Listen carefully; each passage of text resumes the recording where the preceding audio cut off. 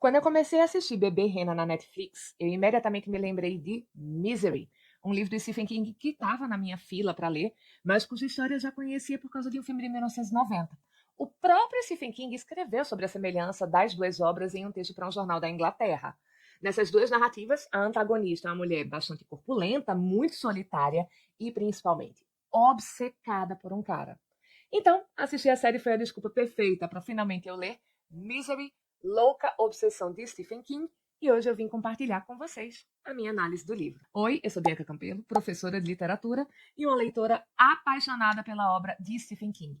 E esse é o Literarizando, o canal de literatura com os vídeos mais aprofundados do YouTube Brasil. Esse vídeo de resenha de Misery vai ser dividido em duas partes. Na primeira eu vou apresentar os personagens, o conflito e alguns mecanismos que o King usa para criar a tensão do livro. E na segunda vai ter uma análise mais aprofundada dos temas da obra, como ela se relaciona com algumas questões muito pessoais do Stephen King e algumas curiosidades sobre o livro e sobre o filme que adaptou essa história.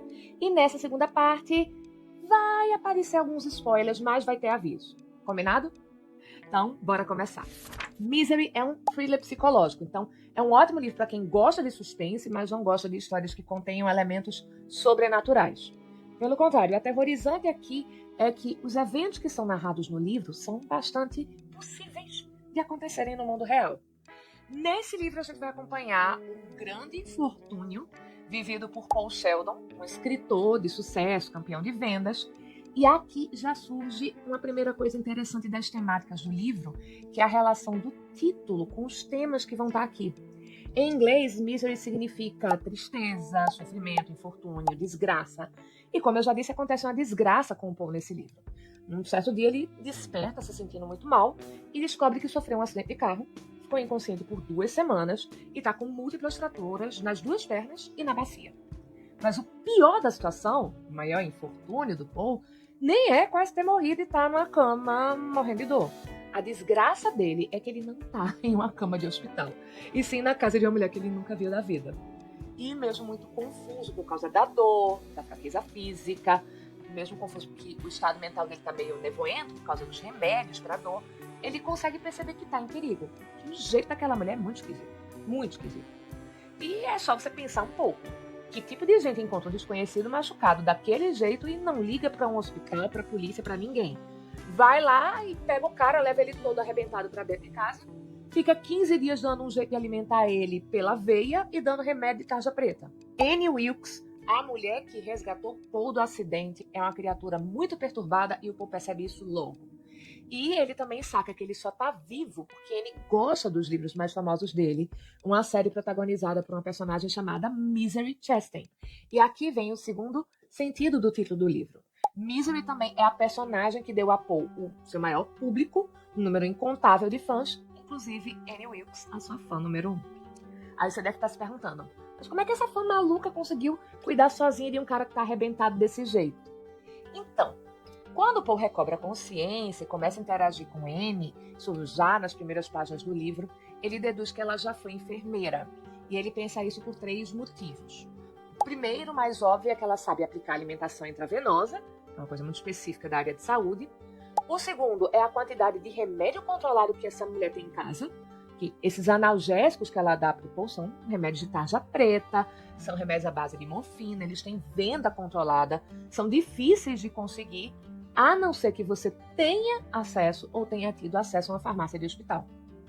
E o terceiro é que ajudar uma pessoa acamada a se posicionar e se alimentar é para Anne como andar de bicicleta. Ela sabe exatamente onde pegar e não é uma coisa que ela pensa em como fazer. São gestos automáticos, como se ela tivesse feito isso a vida toda. Agora vem comigo e pensa como o nosso protagonista pensou nessa combinação. Anne já foi enfermeira, conhece medicações pesadas, que deixam a pessoa fora do ar, tem acesso a essas medicações. Ela é uma mulher forte o suficiente para suspender o corpo de um homem adulto desacordado. E ela não toma as decisões racionais de uma pessoa mentalmente sã, como internar um paciente grave em um hospital. Junta isso, que de vez em quando ela tem umas ausências e umas oscilações de humor bem repentinas, é alerta vermelho, é muita red flag e a gente já fica tenso desde o começo do livro. A única coisa que parece deixar a Anne feliz e relaxada é que ela ama a série de Misery, tá? E quando Paul organiza essas avaliações sobre a instabilidade mental de Anne e as motivações dela, ele percebe que o único motivo pelo qual ele tá vivo é que Anne quer continuar a ter as histórias de Misery. E se ele não fizer nada para sair dali, e ele não tem condições de fazer muita coisa, ou se não chegar uma ajuda de fora, se ninguém descobrir onde ele tá, corre o risco dele passar o resto da vida em cárcere privado, tendo que escrever para satisfazer Anne. Ou pior, ela pode a qualquer momento se irritar e se livrar dele, aí ele vai de arrasta para cima. E logo com 30 páginas de livro, fica muito claro pro Paul e pra gente que não é porque ele é o autor de Misery que Anne vai mantê-lo feliz e bem tratado, não. Eu juro, gente, é exatamente na página 30 que a Anne vai entrar numa espiral de indignação por causa de uma besteira e a coisa vai se encaminhar para um negócio horrível. A historinha aqui é a seguinte. Quando Paul se acidentou, ele tinha acabado o manuscrito de um novo livro que não é da série da Misery. A Anne acha esse livro manuscrito e pede para ler. Só que ela não gosta do livro. E fica particularmente indignada que os personagens falam muitos palavrões. E no que ela vai conversando com o Paul e se irritando cada vez mais com isso, tem hora que ela quase revela um acontecimento do passado dela. Ela tá começando a falar de quando ela teve que depor em Denver, e quando ele percebe que falou isso, ela derrama sopa na cama do Paul, olha para ele furiosa, diz que ele fez ela derramar a sopa, e aí ela pega a tigela toda e joga com tudo na parede do outro lado do quarto. E aí ela tem uma ausência, fica ali parada, sem expressão nenhuma, sem dizer nada, como quem tá em outro lugar que não é aquele quarto. Enquanto isso, o Paul tá lá naquele misto de constrangimento e pavor e a gente junto. Na vida real, isso já é no mínimo desconfortável. Mas você tá completamente sem defesa, como o Paul tá, é um momento aterrorizante, porque você sabe que aquela pessoa tá no limite da agressão física e você não tem como se proteger dela. Mas não para por aí. Primeiro, Anne vai adiar bastante o horário do analgésico do Paul de propósito. Ela vai deixar ele sozinho e voltar com horas de atraso. Voltar lá, passando mal, implorando pelos analgésicos. E ela vem com todo um discurso de tadinha, você deve estar com dor, né? Mas olha só, agora eu não posso te dar o teu remédio porque eu tenho que limpar essa sujeira que você fez. O cara se desespera, diz que vai gritar, ela diz, pode gritar, eu só posso te dar o remédio para terminar de limpar isso aqui. Aí ela vai lavar cuidadosamente a parede com sabão, fica um tempão lá fazendo isso. Aí ela sai do quarto, esvazia o balde, volta, diz que ainda tem que enxaguar a parede para tirar o sabão. E só quando terminar isso é que ela vai dar os comprimidos pro Paul. Ou seja, ela faz uma sessão de tortura física e psicológica com ele e sem precisar encostar nele para isso. Mas essa tortura ainda não acabou, não. Quando Anne entrega os comprimidos pro Paul, ela diz que é para ele tomar o remédio com a água que tá no balde. A água que enxagou o sabão na limpeza da parede. A água que tem um pano de limpeza boiando em cima. E ela ainda diz, se você tentar engolir em seco, eu pego esses comprimidos de volta. Rapidinho. E eu sugiro que você mantenha isso no estômago, porque eu só te dou outros daqui a 6 horas. Tradicionalmente, a maior parte das narrativas de horror deixa a gente por um bom tempo em suspense sobre se temos ali um monstro e qual é a natureza desse monstro. Mas Stephen King, também conhecido como Estevão Rei, não foi coroado rei do terror à toa. Com 30 páginas, ele revela pra gente um dos seus maiores monstros e, como ele mesmo já declarou, a sua personagem favorita. Annie Wilkes é uma das maiores vilãs da literatura de terror. E, em todo o livro, desde o início, a gente tem descrições que marcam uma estranheza assustadora nela. Ela é uma coisa que até parece humana, mas se você olhar bem vai ver que não é. E fique claro, não é porque ela é um personagem sobrenatural, ela é humana. Só que as impressões que o Paul tem, e que tem muito a ver com a capacidade de imaginação dele, mas também com a sensibilidade de escritor, que consegue ler e interpretar pessoas, essas impressões remetem a gente para essa inumanidade dela. Olha só o que o Paul pensa sobre a Anne no fim da página 15 e início da página 16. Acima de tudo, ela passava a impressão perturbadora de solidez, como se não tivesse vasos sanguíneos, ou mesmo órgãos internos, como se fosse apenas a sólida Annie Wilkes, de lado a lado e de cima a baixo. Ele estava cada vez mais convencido de que seus olhos, que pareciam se mover, eram apenas pintados e não se moviam mais do que os olhos de retratos que parecem seguir as pessoas da sala. Parecia que se ele formasse um V com os dedos e tentasse enfiá-los pelas narinas de Annie adentro, eles não avançariam nem 1 centímetro antes de encontrar uma obstrução sólida, embora um pouco mole. A sensação de que ela era um ídolo de um romance sórdido não surpreendia nem um pouco. Como um ídolo, ela só concedia uma coisa, uma sensação de inquietude, que ia aos poucos se transformando em terror. Como um ídolo, ela tomava todo o resto. Por ídolo, Paul está pensando nas estátuas que civilizações antigas não europeias representavam divindades. A Anne é essa figura que não parece humana, que parece estar sempre congelada, e ela tem essa imponência quase sobrenatural que exige respeito e devoção. Ou então ela pode usar seus poderes para castigos terríveis, como provocar dores excruciantes em você. E aqui, gente, já fica muito bem marcada uma diferença gigantesca entre tudo que acontece lá na série Bebê Rena e tudo que acontece em Misery. Apesar de as duas personagens compartilharem algumas características físicas e mentais e terem certos comportamentos semelhantes, elas são extremamente diferentes em essência. A Marta de Bebê Rena é uma mulher, obviamente, perturbada, mas ela nunca é apresentada como perversa. Ela pode se tornar abusiva e violenta, e tem momentos em que isso acontece, mas ela é mais uma figura digna de pena e empatia do que qualquer outra coisa. Tanto que o Donnie lá na série tem exatamente esses sentimentos por ela. Enquanto isso, a última coisa que a gente vai sentir pela Anne é empatia ou pena. Nem a gente, nem o Paul. Anne é perversa e não tem tratamento psiquiátrico para ela, não. Ela tem que ser presa. Agora, deixa eu te passar a real sobre o Paul. Porque não é porque ele é a vítima da Anne aqui que o Paul é um homem admirável, aquela pessoa incrível, gente boa. Definitivamente não.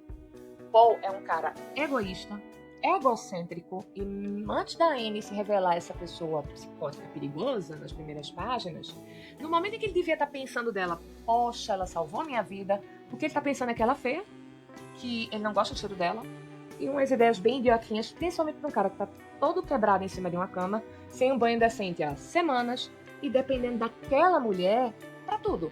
Aquela mulher que ele está julgando ali está ajudando ele até a fazer as necessidades fisiológicas. Mas aqui está a maestria de construção de personagens, que para mim é o ponto alto de toda a literatura do Stephen King.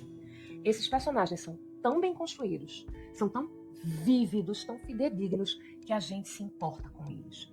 O Paul é meio canalha, mas a situação em que ele se encontra de vulnerabilidade é tão humana que a gente passa por cima dos defeitos dele e se coloca naquele lugar. Rola o "e se fosse eu que estivesse em cima de uma cama todo machucado e a pessoa que cuida de mim me faz passar por essa dor, por essa humilhação?"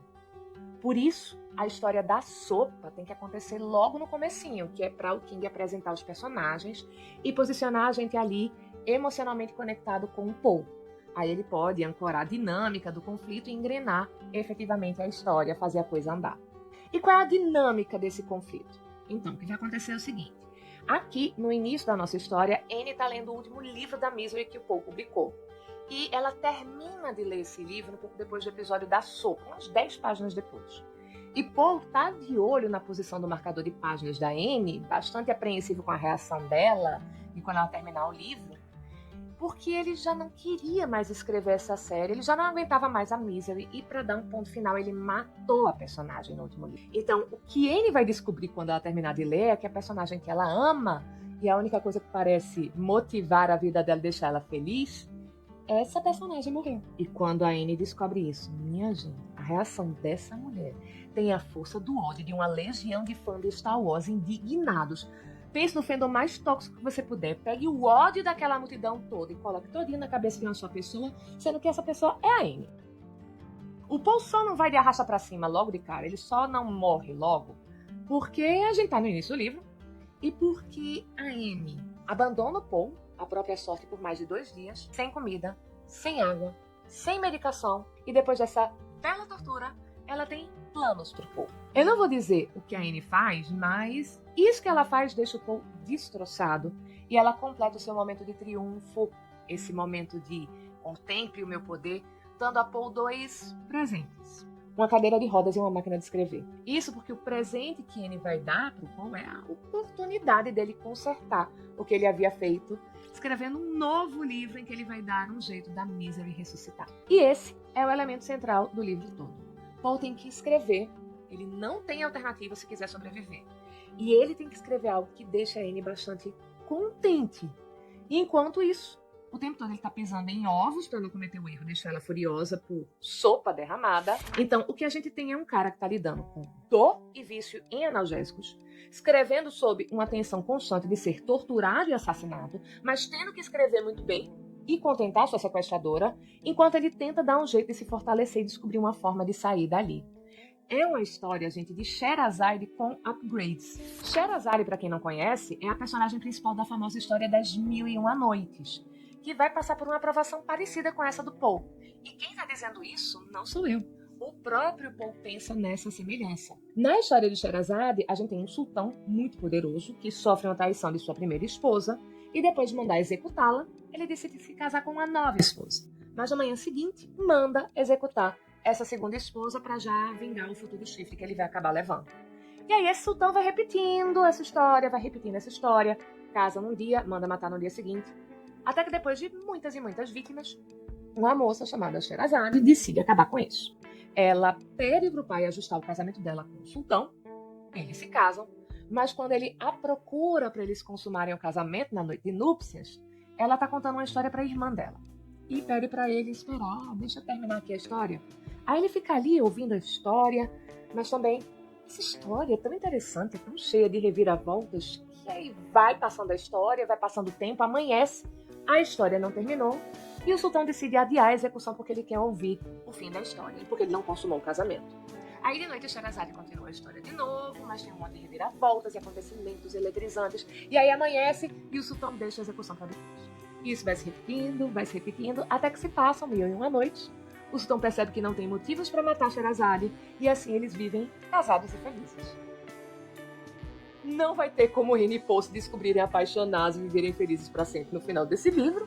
Inclusive, a Anne pode até não matar o Poe porque ela quer saber o fim da história, mas tem muitas coisas que ela pode fazer com ele sem que necessariamente ele morra, não é verdade? E sim, gente, eu gostei muito dessa leitura.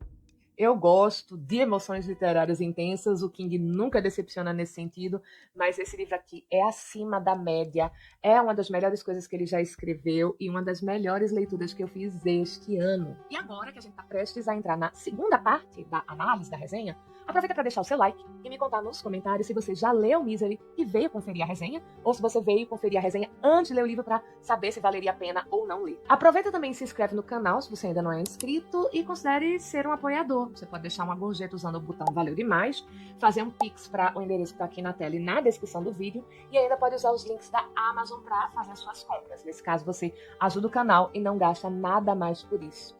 E eu quero aproveitar para fazer um agradecimento a todo mundo que já apoiou o canal em algum momento. Isso significa muito obrigada mesmo. Então, vamos lá aprofundar essa análise e a partir daqui eu vou começar a fazer algumas revelações de aspectos do livro que algumas pessoas podem considerar mais interessante conferir só depois de uma primeira leitura. Ainda não é momento de spoiler, não vai ser nenhuma revelação de enredo. Mas se você quiser ler a obra criando os sentidos com a sua mente zerada, talvez seja melhor você conferir essa parte do vídeo depois. Misery é um livro que desenvolve simultaneamente dois grandes temas que estão no primeiro plano da narrativa. O tema da criação literária, porque a gente vai acompanhando ao longo da obra a criação de O Retorno de Misery, o livro que o Poe está escrevendo para Anne. E o outro tema é o tema do homem inválido, impotente diante de uma força perversa que vai provocando a sua ruína física. A gente pode ler esses temas pensando neles ali apenas no contexto da narrativa, mas a gente também pode fazer essa leitura observando como transbordamentos de questões muito pessoais do próprio Stephen King nessa obra. Vamos começar falando sobre o tema da criação literária. Em Misery, Anne é uma versão extrema de uma parte significativa do público do Poe. Um público que adora o que ele faz e o envaidece com essa aprovação. Mas também um público exigente, que lida com o escritor como se ele estivesse ali para servi-lo e que pode se manifestar de forma desrespeitosa, raivosa e até ameaçadora quando não tem os seus desejos atendidos. Se livrar dessa cobrança foi, inclusive, um dos motivos para o Poe acabar com a série da Misery, um jeito dele se libertar desse público. Acontece que quando ele é obrigado a escrever O Retorno de Misery, ele se dá conta que escrever aquelas histórias também dão muita satisfação para ele. E nisso rola toda uma discussão que é também a respeito sobre o que faz uma obra literária ser boa. Porque muita insatisfação original do Poe era também não ser reconhecido apenas como um escritor que vende muito. Ele queria também ser reconhecido como um escritor que faz obras elevadas, arte, como se a outra não fosse. E aí, aqui no livro, a gente acompanha essa redescoberta do Poe em escrever aquele tipo de história cheia de emoção, de melodrama, de reviravolta, porque a gente vai ler algumas partes do livro que ele está escrevendo para Anne. Acontece que nesses pedaços a gente vai ver como várias imagens e acontecimentos que o Poe está vivendo ali na casa da Anne vão aparecendo na narrativa que ele está escrevendo. Por exemplo, ele não pensa que a Anne parece um ídolo de pedra? Aparece um ídolo de pedra no livro que ele está escrevendo. A Anne usa um objeto em um certo contexto, aí aparece um animal no livro que tem uma ação que tem efeitos semelhantes a esse objeto que ela usou contra o Poe. Se a vida do Poe está transbordando para o livro que ele escreve, o quanto da vida do Stephen King não está vazando para essa obra? O quanto dos pensamentos do Stephen King sobre escrever e contentar os leitores não estão aqui nas ideias do Paul Sheldon. É claro que a gente não deve reduzir o personagem a um alter ego do Stephen King, mas, principalmente quando a gente conhece o contexto em que esse livro foi escrito, não tem como a gente não fazer a conexão entre criador e criatura. Isso porque, vê só, em 1984, quando surgiu a ideia de escrever Misery, o Stephen Hay estava lidando com a pressão de um monte de fãs que estavam rejeitando os seus 2 últimos livros, Os Olhos do Dragão e O Talismã. Esses 2 livros eram narrativas de fantasia, mas os leitores queriam livros de terror, que o King continuava escrevendo, mas usando o pseudônimo Richard Bachman. Misery, inclusive, ia sair como um livro do Bachman, mas os planos mudaram e não foi por causa da reação negativa dos leitores, foi outra história. Essa história do pseudônimo do King, por que os planos de Misery mudaram, tá em outro vídeo aqui no canal. Vai ter link no fim desse vídeo e lá na descrição. Agora, o segundo tema, o do homem que vai se arruinando física e mentalmente por ação dessa força externa que o isola, que evita que ele tenha cuidados médicos adequados, que impede a recuperação da autonomia e da saúde. N é minha dependência química, foram as palavras dele em uma entrevista em 2014. Entre 1978 e 1986, King viveu os piores anos dele de dependência de álcool e cocaína. E ele mesmo afirmou que não ficava sóbrio nessa época muito mais do que 3 horas por dia. Ele também já admitiu que estava tão mal nesse período que não tem nenhuma lembrança de como escreveu livros inteiros, cujo de 1981 é um caso. A dependência química, a gente sabe, destrói a pessoa aos poucos, vai levando partes dela, isola da família e dos amigos, causa desespero. E de maneira objetiva, quando Poe acaba se viciando nos analgésicos que a Anne dá, esse tema fica bem evidente no livro.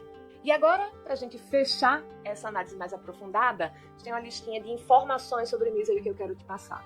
A primeira é que Stephen King teve a ideia do livro durante uma viagem para o lançamento de O Talismã. Ele estava no avião e leu um conto chamado O Homem que Amava Dickens. Nessa história, a gente tem um homem que é mantido como prisioneiro para servir como o leitor da obra de Charles Dickens para um fã número 1 do escritor. Quando leu esse conto, o Stephen King ficou pensando como seria se o prisioneiro fosse o próprio Dickens, e no mesmo dia ele já começou a desenvolver a história que terminou virando essa daqui. A segunda é que existe uma conexão e várias semelhanças entre Misery e O Iluminado. Vai ter um momento aqui no livro em que a Anne vai falar de um hotel chamado Overlook, que 10 anos atrás teve um zelador maluco. Exatamente o nome do hotel de Iluminado, que teve seu zelador maluco. E esse hotel fica numa região isolada do Colorado, que neva intensamente a ponto das pessoas ficarem isoladas. Então, a história de Iluminado e a de Misery acontecem em lugares próximos. E como Misery foi lançado em 87 e o Iluminado em 77, o Hotel Overlook teve seu zelador maluco 10 anos atrás. Mas não é só isso, preste atenção, que no livro do Iluminado, a gente tem Jack Torrance, um aspirante a escritor que fica isolado nesse hotel, longe de tudo, para escrever o seu livro, e o Jack, do livro, tem um problema de alcoolismo. E tem mais relações entre os 2 livros e os filmes, só que agora a gente entrou na zona de spoilers, então sobe aqui o alerta de spoilers. Quem quiser pular esses spoilers, pode pular para essa minutagem que vai aparecer aqui do lado também e se orientar aqui na timeline do vídeo. Uma das cenas mais icônicas da história do cinema é o Jack, no filme do Kubrick, perseguindo a esposa e o filho com um machado na mão. Só que no livro o Jack não usa um machado, ele usa um bastão de cricket. Ele não quer cortar gente, ele quer moer na pancada. Quem quer cortar gente com um machado é a Anne do livro. Lá tem um momento em que ela pega um machado e ela amputa um dos pés do Paul com ele. Quando foram fazer o filme, George Roy Hill, que foi o primeiro diretor, abandonou a produção supostamente por causa dessa cena. Ele achava que era violenta demais, não concordava, não queria fazer. Então, Robbie Rayner, que era o produtor do filme e assumiu a direção, vai lá e ele também acha que é pesado demais levar aquilo para o cinema.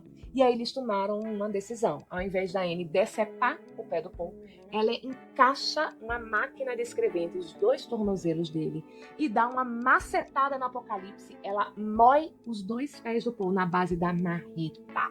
O livro não ia se chamar Misery, ele ia se chamar The Annie Wilkes Edition, ou seja, a edição de Annie Wilkes. E o final, minha gente, ia ser 40 mil vezes mais pesado do que o final de Misery. Nessa primeira versão, enquanto o Paul estava escrevendo o livro, a Anne estava planejando encadernar ele em couro de porca. Mas, no final, ao invés de usar o couro da sua porquinha Misery, ela usou o couro do Paul para encadernar o livro. Acabou a zona perigosa dos spoilers, mas eu ainda tenho duas curiosidades que vocês vão curtir saber. Uma é a situação aterrorizante que a Tabitha King, a esposa do Stephen, passou por causa de um fã maluco e de Misery. Em 1991, 4 anos após a publicação do livro e 5 meses depois do lançamento do filme, um sujeito chamado Eric Keane invadiu a casa da família no Maine. Ele tinha uma caixa em que ele dizia que tinha uma bomba e dizia que Misery era uma ideia dele que o Stephen King tinha roubado. E o detalhe é que a coitada da Tabitha viveu essa história sozinha porque o Stephen estava viajando quando essa invasão aconteceu. Felizmente ela conseguiu fugir, chegar na casa do vizinho e chamar a polícia. O cara foi preso na casa dos King, não tinha bomba nenhuma, mas ele foi processado por invasão de domicílio e terrorismo. E a última curiosidade é uma coincidência, na verdade, bem mórbida. Em 1999, Stephen King foi atropelado por um motorista imprudente e ele ficou com múltiplas fraturas na perna direita e uma fratura na bacia. Os médicos, inclusive, chegaram a cogitar a amputação da perna. Felizmente, isso não aconteceu, mas durante a recuperação, adivinha? Ele teve problema com vício em analgésicos. Essa foi uma época em que era proibido se falar em Misery perto do King. O processo todo foi muito difícil, muito longo. E sabe como foi que ele conseguiu superar essa fase terrível? A esposa dele, a Tabitha, organizou uma estação para ele escrever e ficava ali incentivando e cobrando que ele enfrentasse a dor, escrevendo um novo livro. E esse livro que saiu no ano seguinte é o livro sobre a escrita, uma mistura de autobiografia do King, principalmente de sua carreira como escritor, e um manual de escrita. Gente, já pensaram que coisa maluca, que coincidência louca? Mas, felizmente, o King tá aí, super ativo aos 76 anos de idade, e ele acabou de lançar um novo livro de contos e está completando esse ano 50 anos de carreira, 50 anos do lançamento do primeiro livro dele, Carrie, que é um livro que eu amo. Se vocês quiserem essa resenha, escreve nos comentários, vem pro baile Carrie. Aproveita, confere o vídeo sobre por que escritores usam pseudônimos, em que eu falo sobre o pseudônimo do King, o Richard Bachman, e as obras que o King escreveu usando esse pseudônimo. Obrigada pela companhia, um beijo e até a próxima.